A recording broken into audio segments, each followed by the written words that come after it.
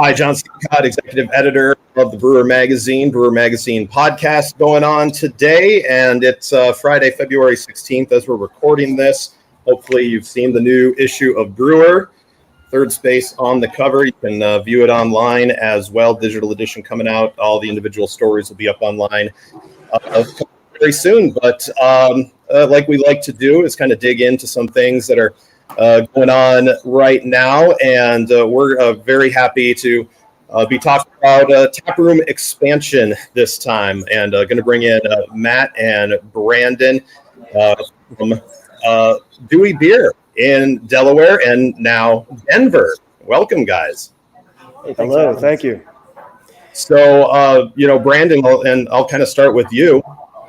What's the history of Dewey Beer? I mean, I know you guys are about, 2015, right? Summer of 2015. Yeah, that's right. The history is, Mike and Scott and I, we founded it back in 2015 out of the love for beer. And, we're all from the area of the Dewey Beach area. And just kind of really followed the love for beer and all the places it's taken us. You know what's funny enough is it's like it was sticking in my head because I've been to Rehoboth Beach and we were in the Dewey Beach area also. It was June 8th, 2015 that I was there. It was a Monday. You were looking for a brewery that would be, and I don't think you guys were open, it was just like a weekend thing still at the time. So, I mean, we were this close. And you guys had only opened late May? Yeah, it was like May 25th. Yeah. So, I missed out on checking you guys out, and you would have been. Yeah. I don't know if you missed anything for the first week, though. I mean, it definitely took us at least a year to go from walking to a nice little jog. Sure, it always is. It's a struggle. I mean, what was your guys' background? Walking into that situation.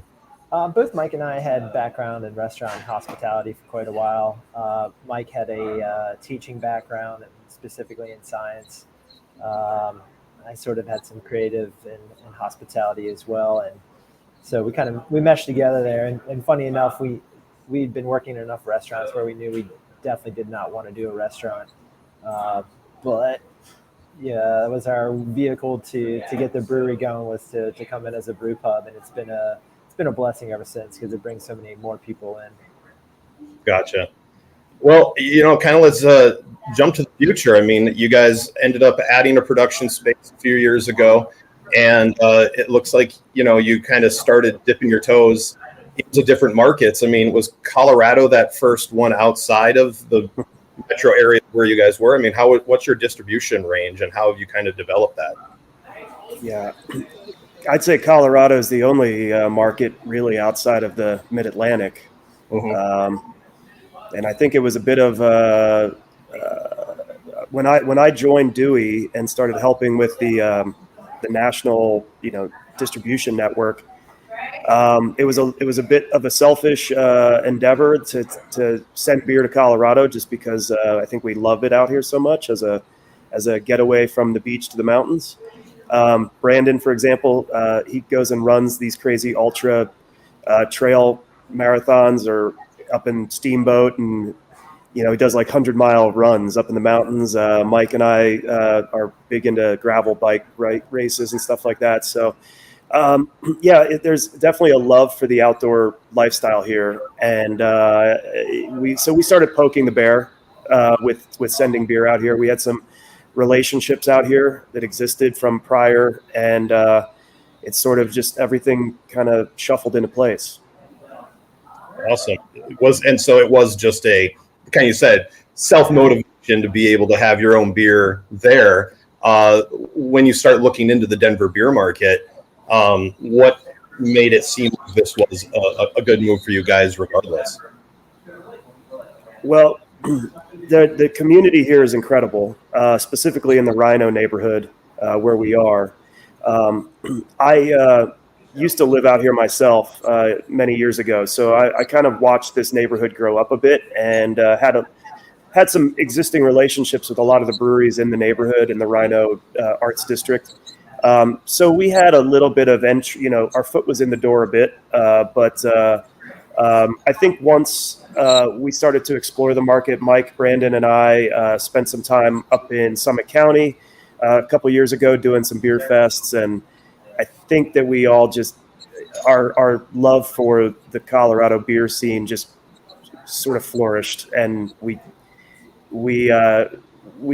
think that's when we sort of started to put the feelers out that if there was an opportunity, we'd want to pursue it. And fortunately for us, that opportunity opened up with some folks that we had a existing relationship with, and we were able to sort of slide right into Denver. And that's it. Like, explain a little bit of how this kind of became, because, you know, in the press release that you guys sent, it's, you know, kind of, did it spawn at GABF? What was the lead up to it with doing the pop-up at Mockery and then working? Well, so I literally used to live 2 blocks from this brewery location back in 2013 and 14. And I became friends with the Mockery gang. And then when I noticed their post about closing up, I reached out. Friendly, just, you know, hope everything's going okay, and let me know what's happening. And then they let us know that they were interested in, you know, handing it off to another brewery. And that's when I started poking Mike and Brandon and saying, hey, what do you guys think? What do you guys think about going to Denver? So I definitely,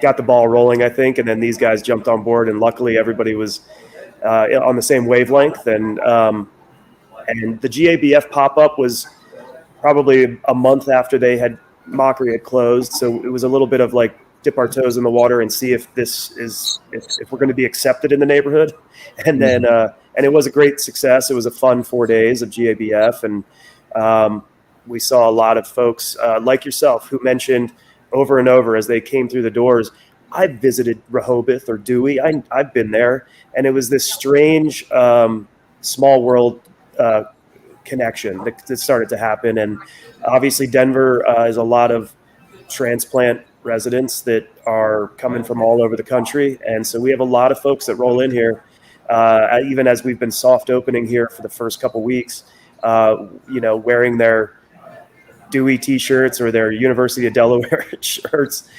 So it's been an interesting little adventure so far. But yeah, the pop-up was the start of it, and that just excited us more. And then we pushed forward.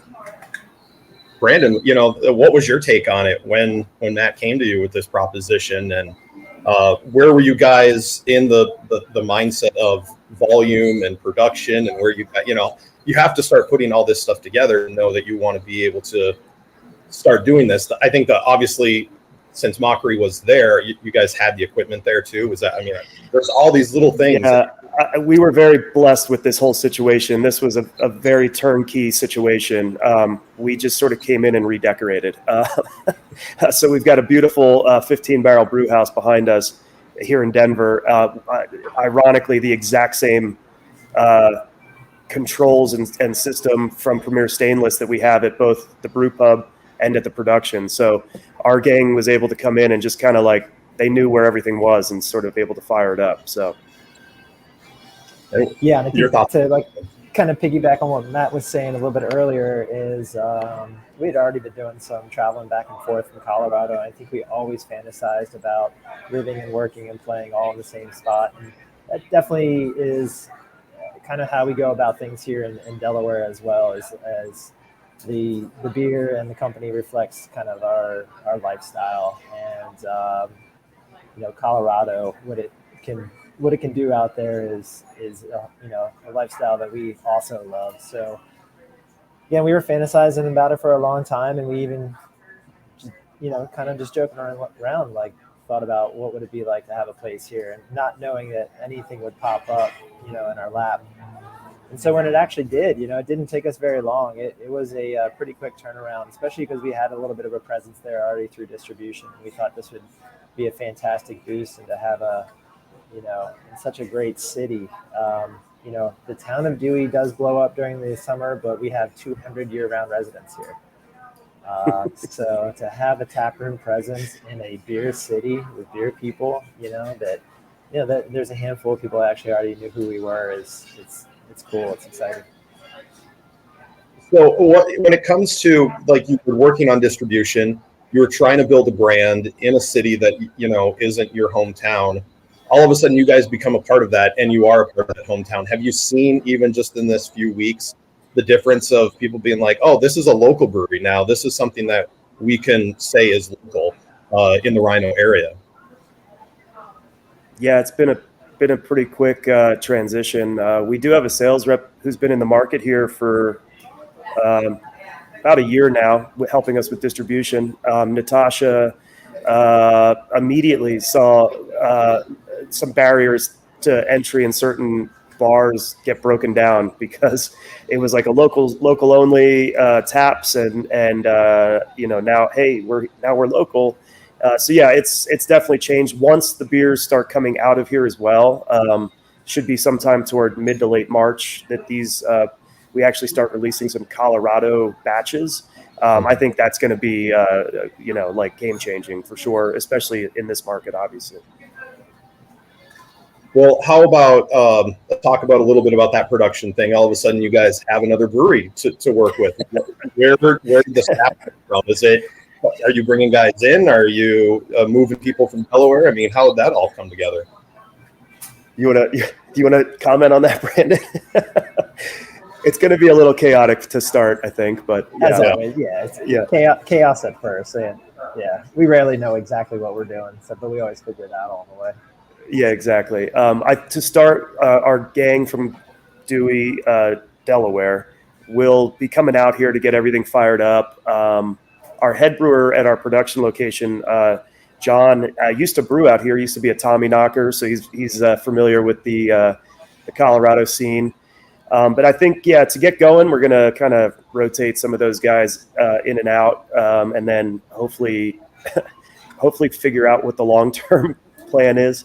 Maybe one of our younger coworkers will decide to move out here or something like that. There's always been, there's lots of volunteers already.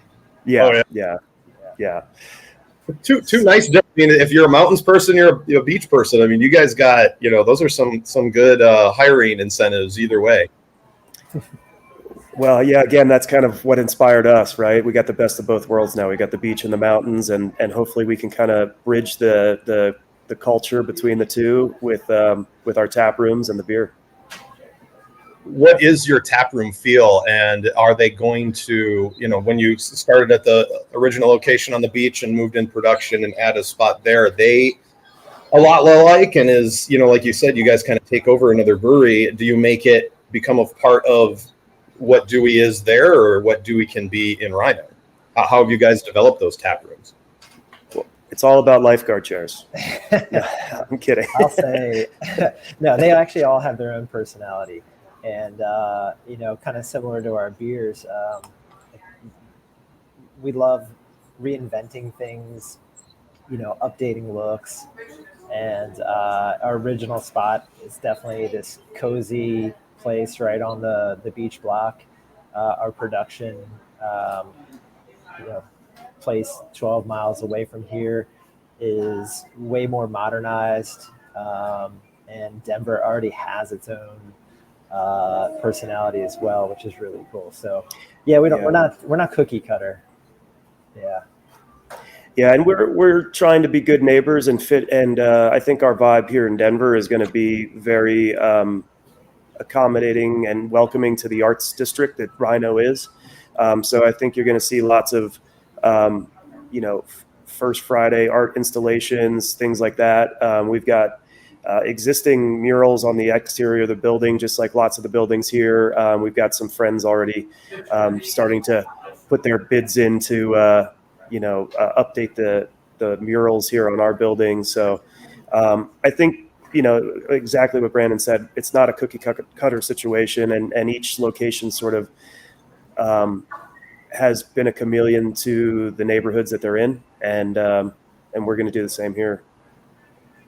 Has there been any pitfalls, things that have, kind of been stumbling blocks for you guys, whether it's going from opening the production area to now taking this over? What are some of those hoops that, especially when you're working in different states, there's breweries that do this or breweries that want to do this.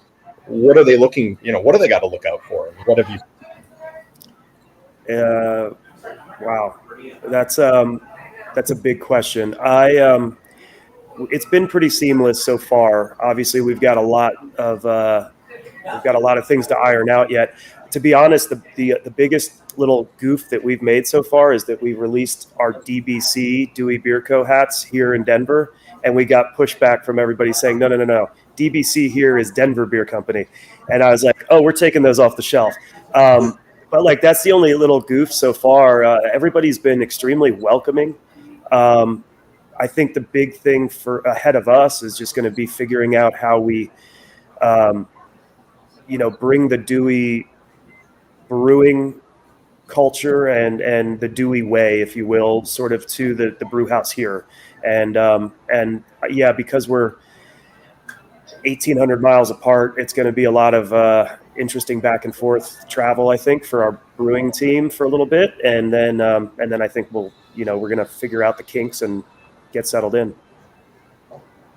How have been just the differences of clientele and customers? Is that going to change the beer styles? I mean, you guys probably have some cores that you're bringing. Is it going to change? And I know you have a 15 barrel system there that you can make stuff for the Denver market.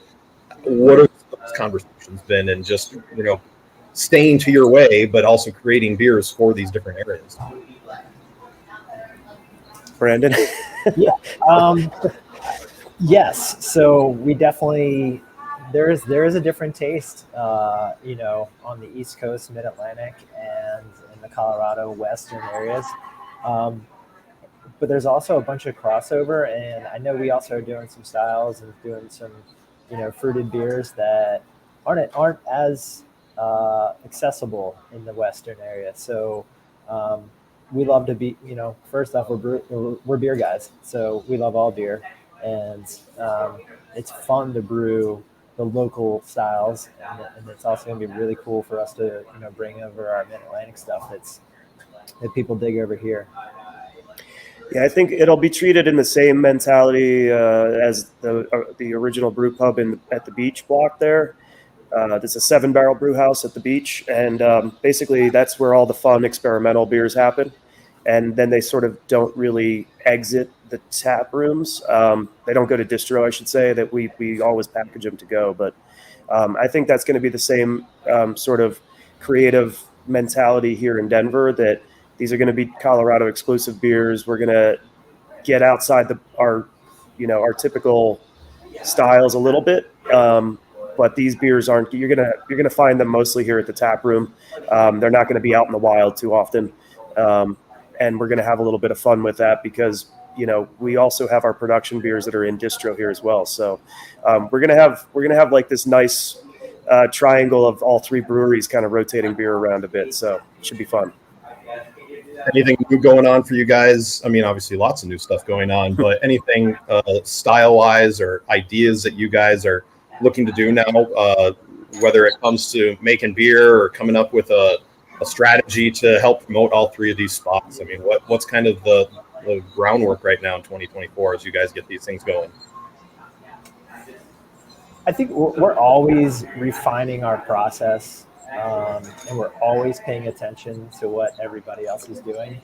So, I mean, as in terms of what we're going to do for 2024 in Denver specifically, to be determined. But the number one thing we take away is we're always trying to refine and make that beer better. Well, cool. That seems like it just seems like it's a cool opportunity for you guys to be able to work in probably unplanned. I mean, what was the timeline on this? It's been less than a year since all of this is happened, right? I mean, 6 months. Yeah, 6 months. It was a bit of a whirlwind, so that's where we're still definitely getting our feet under us. But it was like sort of the opportunity was there, and we had to jump on it so that we didn't lose it. And now we're getting all the papers organized, sort of thing. We do have some great community opportunities coming up though, and the Colorado Brewers Guild is a fantastic organization. They run a lot of great events. So we're hoping, if the timing, it's a little tight this year, but we're going to try to make it work. Like Collaboration Fest is coming up in March. And there's some great events and festivals throughout this coming year that we're going to have an opportunity to collab with some of our some breweries that we have existing relationships with, and then obviously building some new friendships. So we're gonna have a lot of fun, I think, with a sort of a collaboration campaign a little bit to get going. And it sounds like these guys are already planning a sort of a Colorado days out in Dewey Beach, where we're gonna get some sixtels and kegs shipped out from all of our friends here in Colorado, and do a little Denver days in Dewey. So there's some fun back and forth ideas that are coming together, and obviously as they come to fruition, we'll blast it out on our social media and website and stuff. Awesome. And you got GABF right in your backyard now. So yeah, and it's going to be huge this year because they've combined the homebrew con into it. I guess we actually have to submit beers to judging now. You can just walk them over this time. Yeah. Right. Yeah. Well, cool, guys. Yeah, it'll be a fun time. It sounds like an exciting time for you guys. Sounds like a hectic time for you guys. Best wishes to you, and hopefully you guys have continued success both in Dewey Beach and in Denver. Thanks so much. Thank you. So, thanks for having us on. And if anybody is in the Denver area, next Saturday, February 24th, is the official grand opening party. Awesome. Mike, Brandon, everybody will be here. Everybody's going to be hanging. So come say hi, have a beer. Awesome. Brandon, Matt, and all you guys, a lot of airline miles going to be logging in. Probably I have been already. So enjoy those flights and enjoy the 3 tap rooms you guys got going on. Thanks, John. Thank you, John. Thanks so much.